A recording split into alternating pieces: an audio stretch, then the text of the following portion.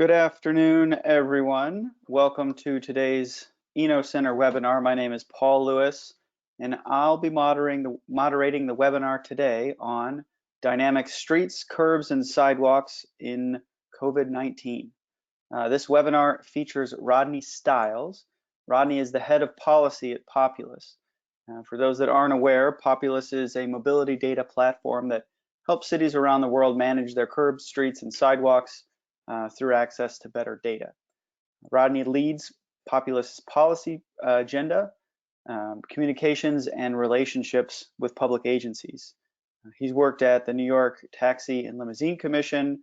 He's worked as a demographer and has a degree in public policy from Rutgers University.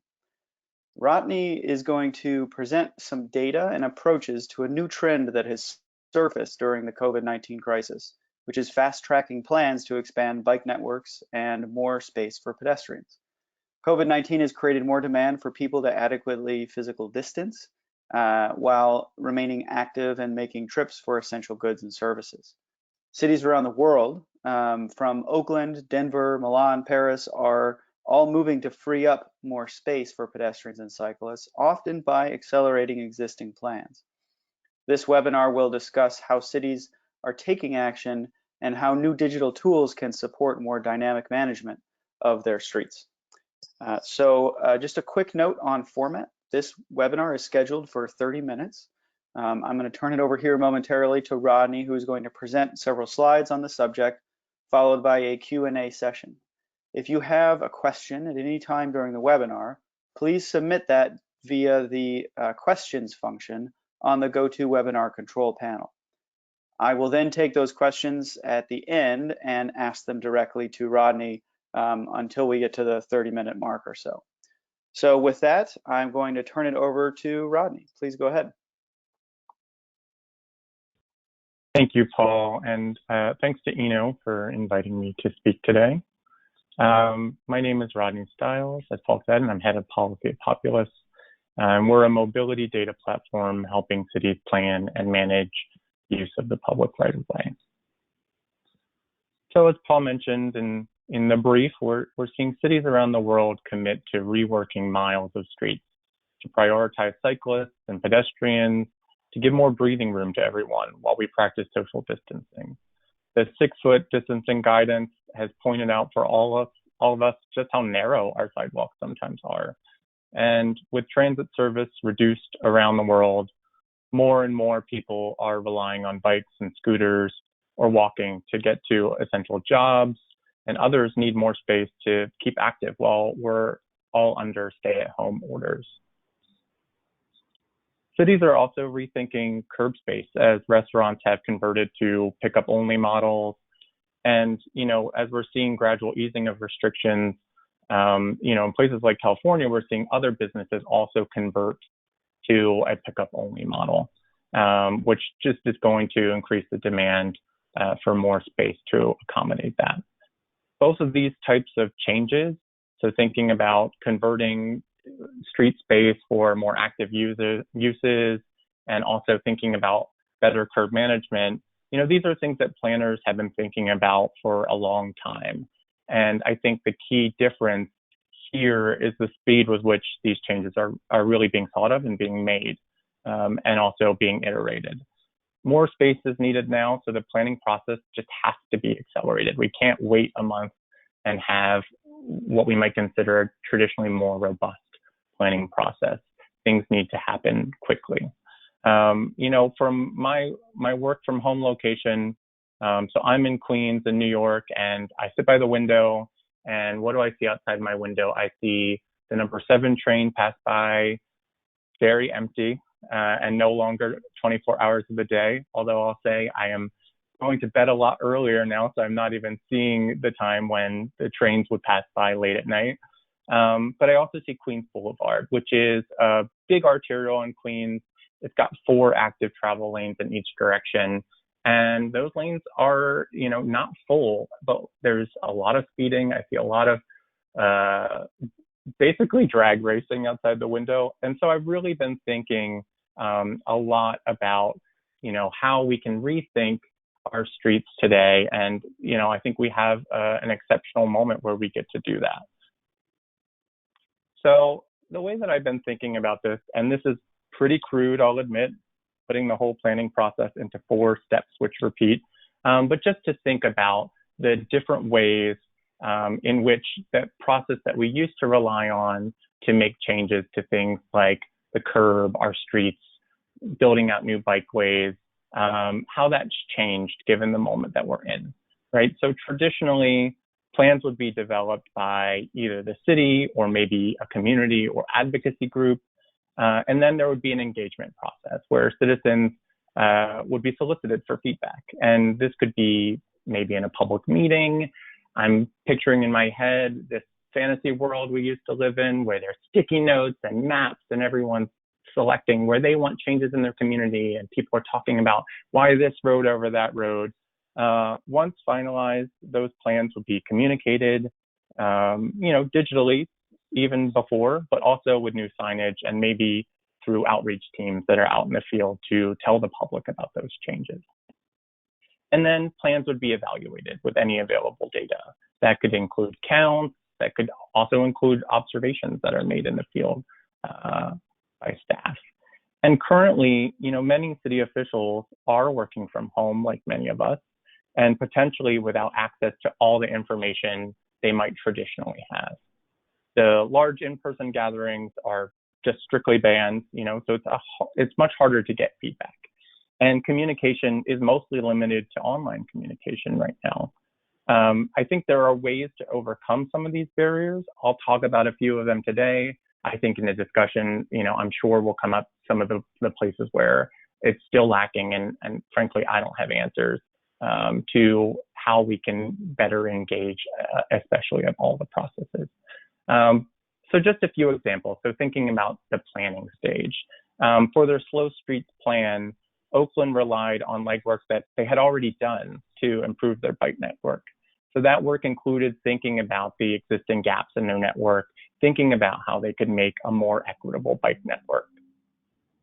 And I think another added benefit is those plans had already been through rounds of community engagement, which I think has helped in implementing, taking those existing plans and turning those into slow streets today. What do you do if you don't have a bike or pedestrian prioritization plan already on the shelf?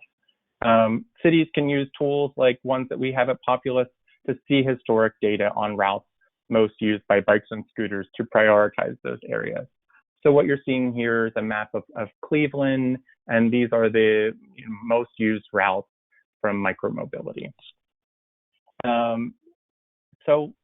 For cities that don't have bikes and scooters operating right now, you don't have maybe a view into trends right now, but if you do happen to have, your bike share or one of your scooter operators operating, you can look at current data and even see how those uses have actually changed.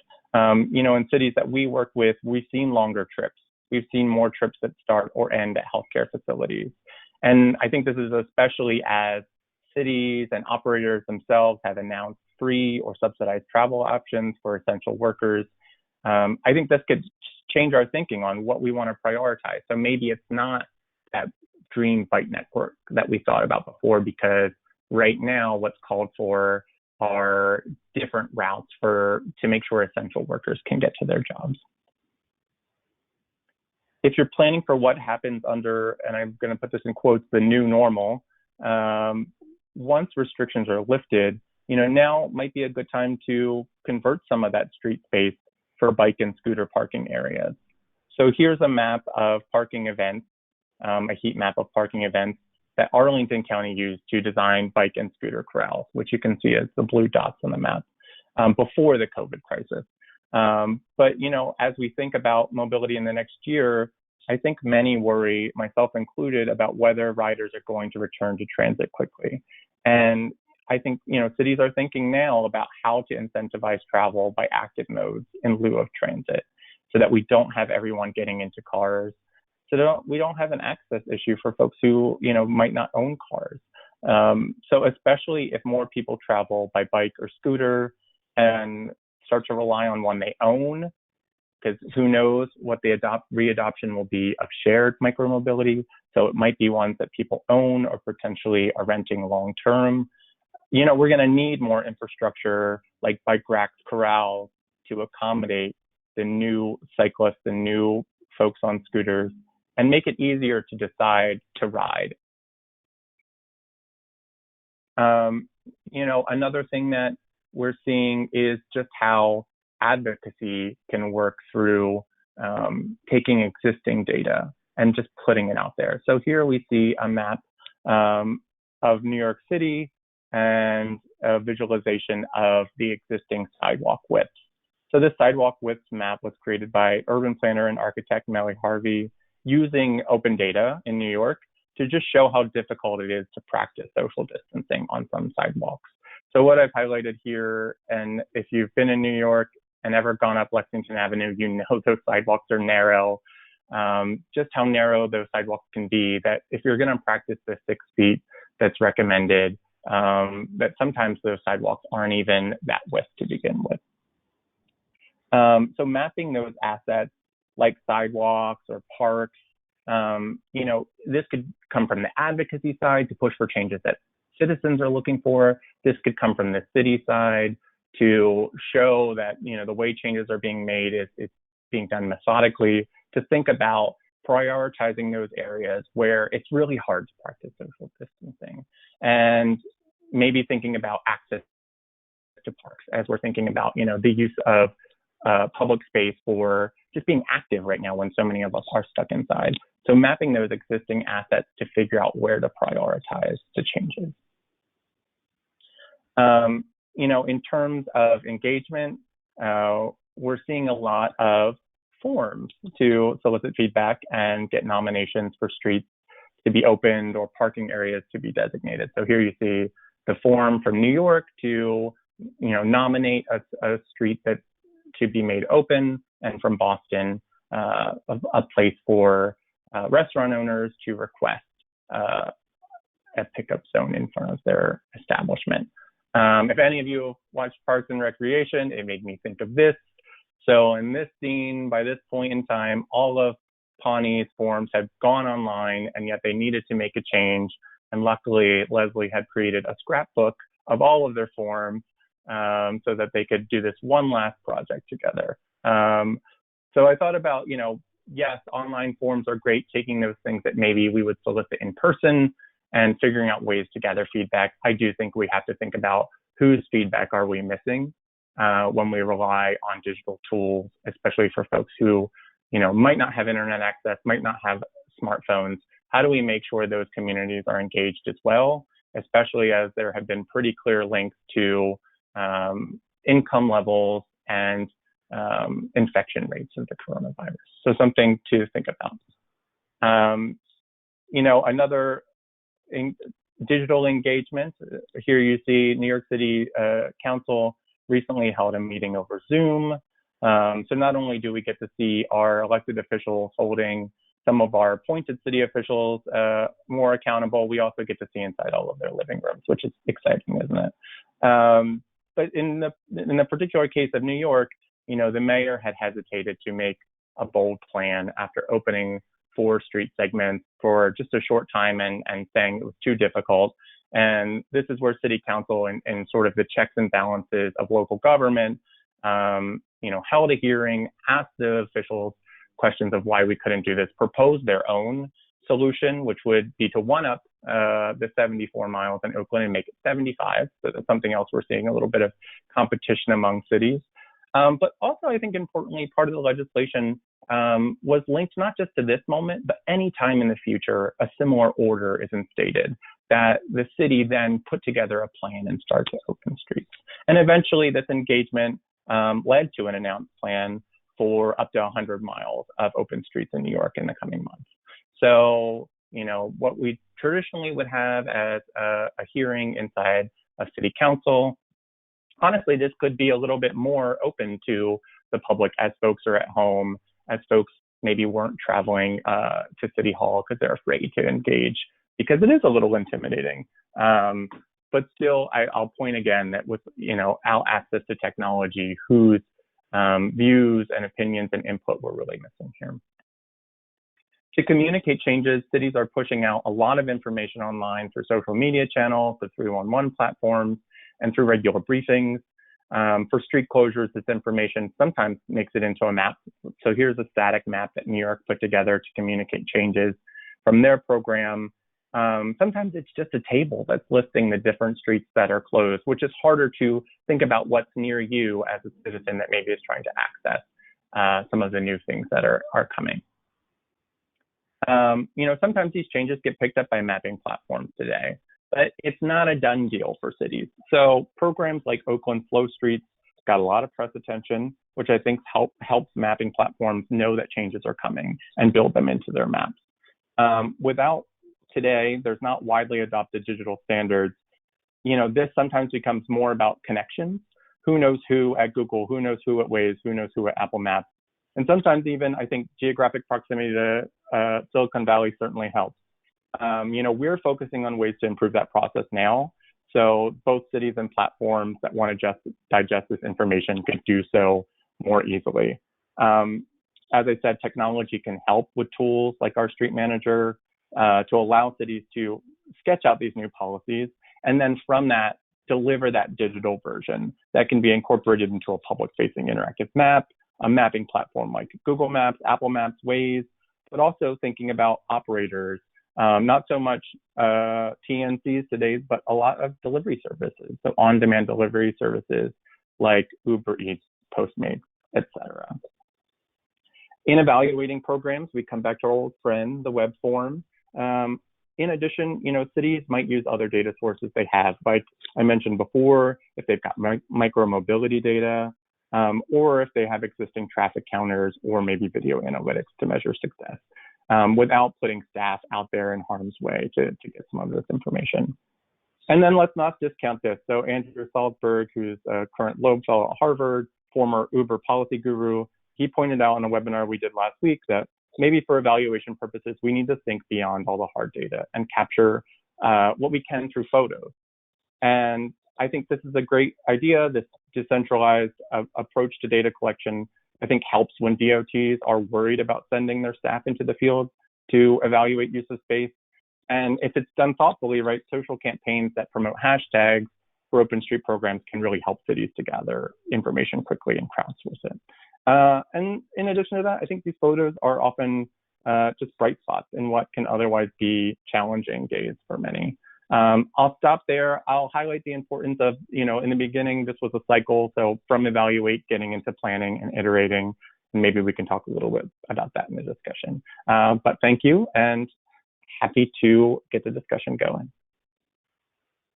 Great, thanks, Rodney. This is Paul again. I'm going to be moderating a bunch of questions. They've been trickling in this whole time. Again, for those that do have questions, please pose them through the questions function in the GoToWebinar control panel. For those that have asked, we will be making a recording of this webinar and the slides available afterwards. So stay tuned for that. But I'm going to get a question that a couple people have had.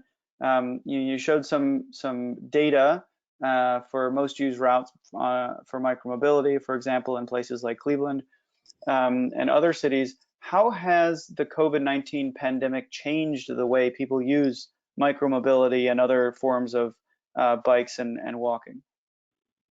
Yeah, I think what we've seen, and I think this is changing a little bit, but the immediate aftermath of stay-at-home orders was a lot of companies just stopped operating in cities. So a lot of existing services that were available before were not. There's some exceptions to that. Companies like Spin continued to operate in a number of markets and saw themselves as, essential transportation in this time. So some of that data just not even available for what we want to see, and perhaps people are relying more on private bikes and private scooters, and that's not data that is easily accessible. So I think some of it, unfortunately, might get lost. I do think what I've seen in terms of docked bike share programs, so traditionally these docked bike share programs are run more as like a franchise, a contract through the city. So as part of that, right, they are more traditionally thought of as part of integral to that transit network. So a lot of those have continued to operate. I certainly see a lot of people on city bikes right now. Obviously, operators are taking more precautions and sanitizing those vehicles more frequently. I think users are also being more mindful and, wearing protective equipment or also sanitizing those vehicles before they use them.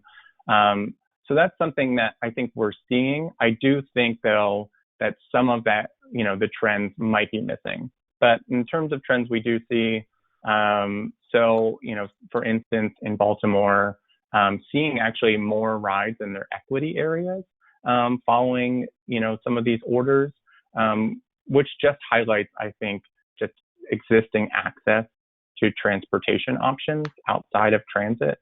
So if you're feeling anxious about riding transit, you might not have a car. So that becomes a lifeline, that micromobility program for you.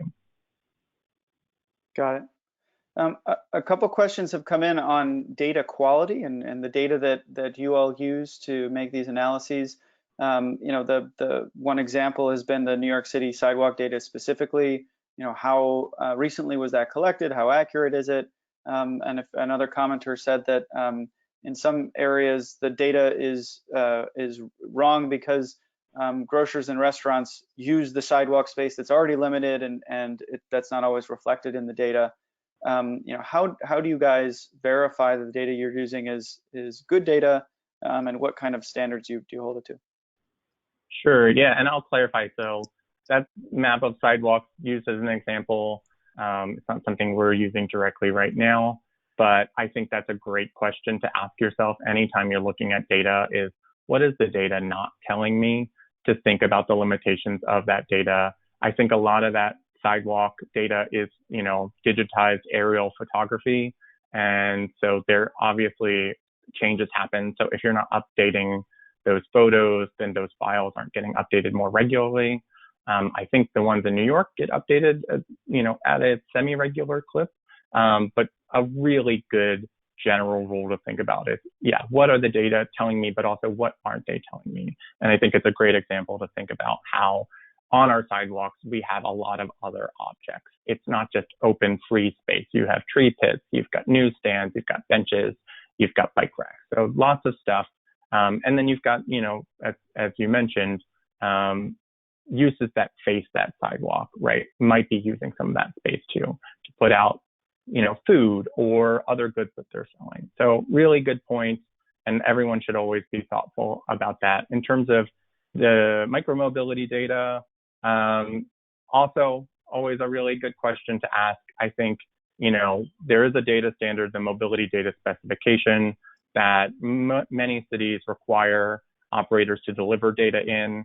I think that has helped with the quality of the data, because if you're delivering data in a standard format for a longer period of time, there's time to iterate, to go back and say, this data point looks weird, and maybe there's a process on a company's side that is transforming that data incorrectly. I think in transportation data generally, a really good question to ask is about the accuracy of GPS data. And things like in New York, especially canyon effect, where that signal bounces off of tall buildings and gets distorted. We saw a lot of that looking at taxi data when I worked for the Taxi and Limousine Commission. So another really good thing to think about. I think that the data is of a high quality, and it's gotten there because of this requirement of a common data standard that has allowed the quality to get better over time. Got it. And then a couple questions about combining data sets. How do you, or how are cities approaching the equity component here, so that when there is a street that's closed or enabled for more biking and walking, is there a way that it's distributed around from a racial and income equality way, so that that's kind of accounted for in city policy? Yeah, I think equity is a big issue to think about before, and it continues to be one. And I think we as planners, as citizens, I think we can't use this crisis as an excuse to stop thinking about equity, especially, as I mentioned, many of the health outcomes are tied to structural racial poverty issues that have existed and have never been addressed. So I think it varies city by city, but I do think with micromobility, a lot more cities were focusing on access to new programs for low-income areas to make sure that those new mobility options weren't just in the downtown area, in an area that's already got plenty of options. So I think that folks are already still thinking about that. I think we have a long way to go in thinking about equity. I definitely know that our advocacy groups like the SF Bike Coalition, Transportation Alternatives in New York, they're constantly thinking too about making sure that, you know, these changes are going in places where they're most needed, where they address some of these structural issues. I'll say I don't think that there is a one-size-fits-all solution or that it's happening wonderfully across the board, but I know that folks in city DOTs are thinking a lot about these issues. Got it. And can you address some of the challenges and the data associated with demands for curb space with regard to freight vehicles and delivery trucks? Yeah, I think the biggest issue is just the data is not accessible to a lot of city folks. So, you know, I think with micromobility, it was a new service. Cities were able to create new permit programs and demand data. And that's why that data exists. In cities like New York, Chicago, DC, Portland, they were able to get some data from services like Uber and Lyft when they came on board. A lot of cities, frankly, don't have access to that data either because they've been preempted by state governments, which regulate those services instead. And that extends to, you know, these more traditional users of the curb. So your UPS, your FedEx, your DHL. You know, they've been using that space for a long time, and there never was an expectation that they share data. Probably because, you know, many years ago, there wasn't much data to share, but I do think, and have been having a lot of conversations with folks in this space, that there is a really strong mutual benefit for sharing that data, both for cities and operators. I think before COVID, there was a crunch for space at the curb, and, you know, in exchange for data, cities can understand today's use of the curb and better designate areas. I think parking is highly political. If you want to make a change, it's going to be a fight. So to have that data that shows that, you know, the UPS, the FedEx are using this space more regularly, that's getting goods to people. We can reduce things like double parking, which, you know, can be a hazard for the operators of those vehicles, but also for our vulnerable road users like pedestrians and cyclists. I think there's a real case to be made. And I think even in this world now, COVID and beyond, there's still a really strong case, especially as more people are relying on delivery services as a lifeline. Folks who are inside and getting goods delivered more than ever, I think it's become more important, and I hope those conversations move forward between cities and operators to, you know, start to share some level of information. It doesn't have to be the most detailed geographic information, but just understanding, you know, along your high, you know, flow commercial corridor, what's that actual use of that space? Got it. So a couple questions about the type of streets, whether it's an arterial or non-arterial. Are cities taking different approaches to different types of streets, and how is that working out? Yeah, from what I've seen, I think that they are. I think that, you know, residential streets are preferred just because they're a lot easier to, I think, barricade off and expect that, you know, those will be treated as through streets. I think, you know, for arterial, you know, again, looking out my window, I see this, it's a 5-lane road, 4 lanes of active travel. And I look at the sidewalk when I go out and see, you know, how crowded it really is. So thinking about ways to trim down that space that's available for cars and make more space available for pedestrians. So thinking about sidewalk extensions, adding in flexible bike lanes, and honestly slowing down that traffic, which, you know, speeding is up in cities like New York, where we have speed cameras. You can see that data that, you know, you see more violations now with lower volume of traffic than you did before. So there's a safety issue to also address, not just our health and safety, but also physical safety, because of the new hazard that has come from our less congested roads. Okay. And then one final question, because we're pretty much out of time. And your fourth step was evaluate, right? And so what has been the outcome of some of these? How have they been received? What has been the feedback from communities in the different plans and approaches that cities are taking? Yeah, I have one good example from Oakland, right? So they had this whole engagement process. So you'd think done deal. No, of course not. I think you have to engage. I've simplified the process, but engagement is part of every, step when you're thinking about planning and iterating. So once those streets were closed, I think some folks in the community were like, I didn't ask for this. This isn't mine. And it was really more about ownership and less about not wanting it. So having those conversations.